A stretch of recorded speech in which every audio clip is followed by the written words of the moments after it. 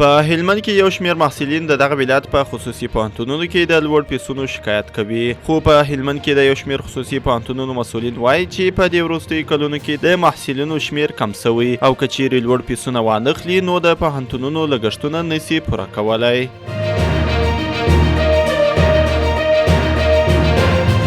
د کندهار صنعتکاران وایي د یو شمېر ګاونډیو هیوادونو په پرتله یې صنعت مخ پر ودې روان دی.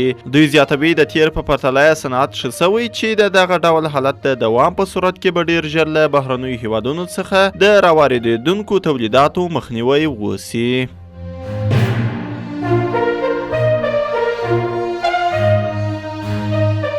د سره صلیب نړیوالې کمیټې په خپل وروستي راپور کې ویلي چې په 2023 زیږدیز کال کې د افغاني سرې میاشتې له لارې څه باندې 12 میلیونه ناروغانو ته لومړنۍ مرستې رسولې دي.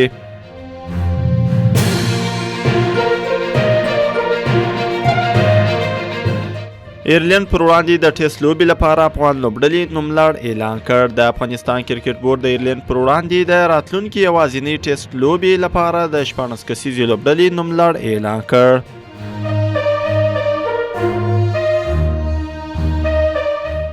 مریم نواز د 200 راید په ترلاسه کولو سره د پاکستان د پنجاب ولایت د عالی وزیرې په توګه وټاکل شوه. دا لومړی ځل دی چې یوه ښځه د پاکستان د یو ولایت د عالی وزیرې په توګه ټاکل کیږي.